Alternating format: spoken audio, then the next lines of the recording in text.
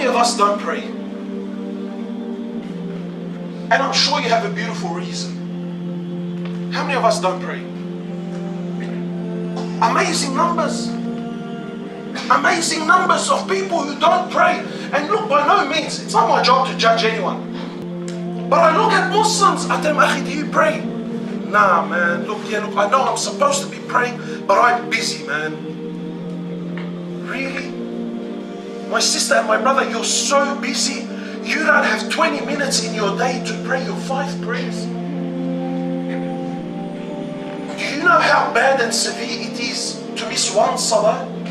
Does anyone here know? How bad it is. You know, today you and I think that, look, alhamdulillah, he's a beautiful guy, he just doesn't pray. You know, religiously, he's the filthiest of people. But today we don't think through the logic of deen. We think through the logic of people. No, alhamdulillah, she's the best person in the world. Lovely soul, very polite, very caring. Everything about her is 100%. It just happens to be, she just has a little problem, she doesn't pray. You know, with Allah, the one that doesn't pray? You know what, let me cut straight to the chase. Let me ask you something.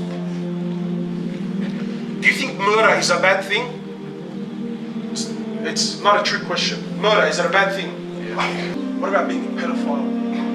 You think that's awful? I think that's the most disgusting thing in the world.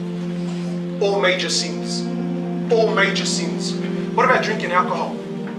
Filthy, yeah? What about drugs? Filthy, yeah? Wallahi, my brothers and my sisters, please listen attentively. You could be the biggest murderer in the world.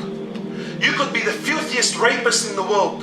You could be someone who the bottle of alcohol never leaves his hand. You could commit the filthiest of sins. You could do the most extreme and the most bizarre of things. And by no means am I promoting you to do any of them. But you could be the absolute filthiest of things. You could do all of this. All of these sins. All of these sins put together are easier. They are lighter in the eyes of Allah than for any one of you to miss one salah. Did you know that? For you to miss one salah is worse in the eyes of Allah than any one of you commit all those sins put together.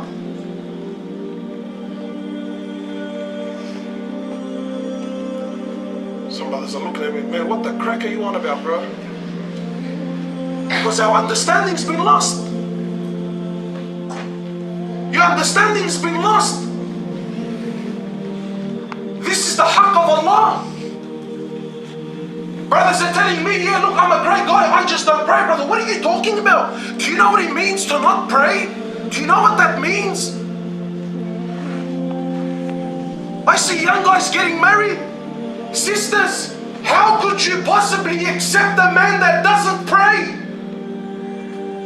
Don't come to me years later crying, telling me he's cheating on you. If this man has the audacity to turn his back on Allah, then what hope do you have? Or did you get caught up with the BMW that came into the driveway? Seriously, my brothers and my sisters, I'm speaking to you seriously. Do not pray. And I ask you why, sincerely, please tell me, why is it that you don't pray? Please, just tell me something. Did Allah ever once let you down? Has Allah ever failed you? He created you from nothing. You were nothing, you were a piece. There was a time you weren't even a piece of sperm. Then from a piece of sperm, He allowed you to enter the womb of your mother. In 3 layers of darkness, He designed you, He fashioned you, He sustained you for 9 months in the womb of your mother. Who taught you to swim in the womb of your mother? Where was your money then? Where was your business then? Where was your car then? Where was your girlfriend, my young brother? Where was your girlfriend then? My young sister, the guy that swept your heart on Facebook, where was he then when you were swimming in the womb of your mother?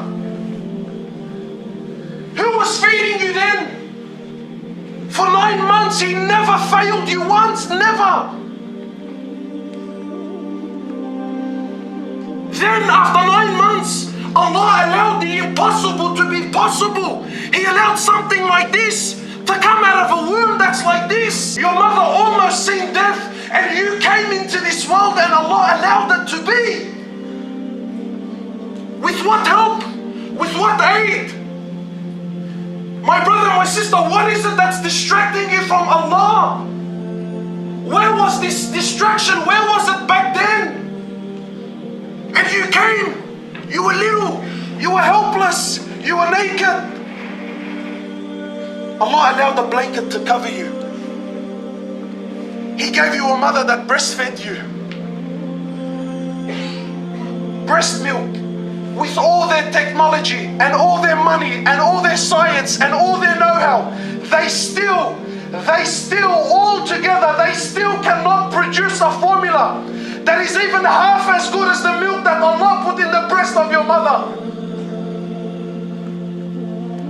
In summer, He made it cool. In winter, He made it warm. Where were you then? You had hands but you couldn't grab. You had legs but you couldn't walk. And He was there for you every day. He was there for you every night.